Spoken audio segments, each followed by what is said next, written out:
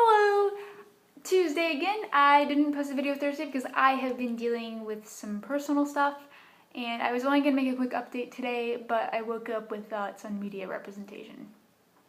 Specifically, I realized that Leslie Knope from Parks and Recreation is the best, or at least my favorite, media representation of someone on the autism spectrum. Now, disclaimer, I'm autistic, so I'm speaking only from my personal experience, and Leslie Knope is not, as far as I know, written with the intent of being an autistic character. That said, Leslie Knope is just as, or even more so, obsessive, passionate, focused, hyperreactive, compulsively honest, awkward, empathetic, and literal as I am. She doesn't fit typical stereotypes of autism, such as being obsessed with trains, or not caring about others, or being some kind of magical, mystical, savant genius. But that's because she's just a person with a unique set of flaws and strengths and quirks, which overlap with many of mine. Leslie is a lot like me. In one of the episodes I watched last night, someone in a focus group says she doesn't seem like someone he'd want to bowl with.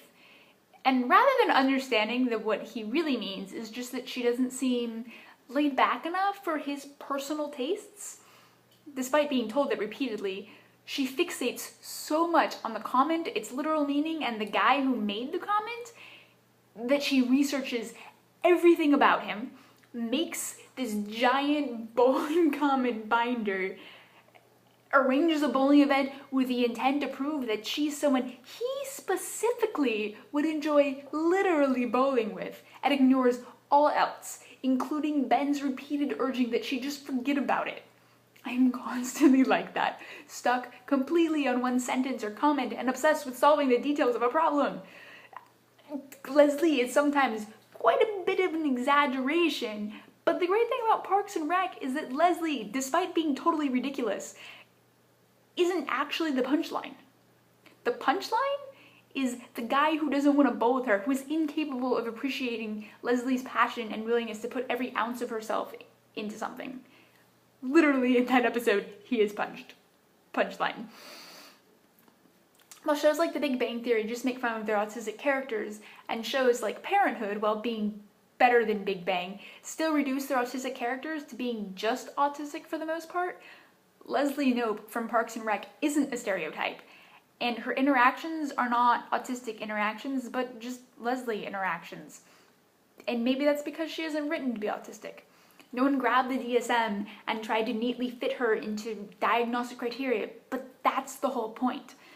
Representation of any minority group is not about making every aspect of a character perfectly fit some criteria or list of traits. A gay character doesn't need to gay brush their teeth. They just brush their teeth. While belonging to a minority group does mean being different in certain aspects and does impact countless aspects of your life, it doesn't mean that your identity should be reduced to that one identifier, that single label. So when we look at media and consider how well a story or a character represent a certain group, it's not about whether it covers all of the stereotypes on a checklist somewhere. It's about creating characters and stories who are human and complex and flawed and authentic. That's my rant for today. I will not make a video on Thursday because I will be at Creating Change in Houston.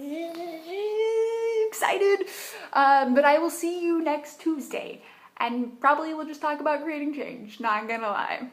Stay awesome, y'all. Bye!